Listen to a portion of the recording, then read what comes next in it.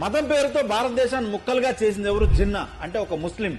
రామ మందిరాన్ని పగలగొట్టి మసీదు నిర్మించింది బాబర్ అంటే ఒక ముస్లిం. గురుతేజ్ బహదూర్ తల నరికిన వాడు ఔరంగజేబ్ ఒక ముస్లిం. కాశ్మీర్ లో పండిట్ల హిందువుల నరమేధం చేసిన ప్రతి ఉగ్రవాది ముస్లిం.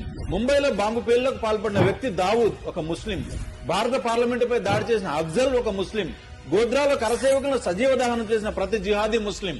26/11 హిందువులను తూటాలతో కాల్చి చంపింది ఎవరు? కసబ్ ఒక ముస్లిం.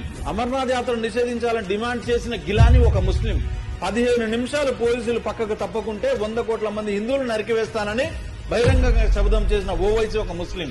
ఈ సందర్భంగా నేను చెప్పేది ఏంటంటే, గోమాతను కోసుకు తినేవాడిని, వందే మాత్రం పాడని వాడిని, మన త్రివర్ణ పతాకాన్ని తగలబెట్టిన వాడిని, లవ్ జిహాద్ పేరుతో మన ఆడపిల్లలను చంపేవాడిని, ఈ దేశాన్ని నాశనం చేయాలని ఆలోచించే ప్రతి దొంగనా కొడుకును తగిన సమాధానం చెప్పే విధంగా ప్రతి హిందూ యునైట్ అవ్వాలి, చైతన్యం అవ్వాలి. ఎందుకంటే అఖండ భారత్ నుండి విడిపోయిన ప్రతి ముక్క ముస్లిం దేశంగా మారిందన్న విషయం ప్రతి హిందూ గమనించాలి. ఆ ముస్లిం దేశాల్లో హిందువులు కనీసం బ్రతికే పరిస్థితి లేదు. మనలో చైతన్యం, ఐకమత్యం రాకపోతే కాశ్మీర్ లో, బెంగాల్లో లాగా దేశం మొత్తం ప్రాణాలు అరిచేతిలో పెట్టుకుని పరిగెత్తాలి. పరిగెత్తే రోజు వస్తుంది. కాబట్టి మన భవిష్యత్ తరాలు హిందువులుగా ఉండాలంటే, మనం హిందువులుగా మనగడ సాగించాలంటే మేలుకో హిందువు మేలుకో.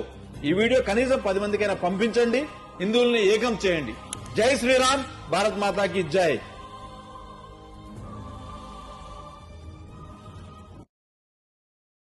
Download ShareChat.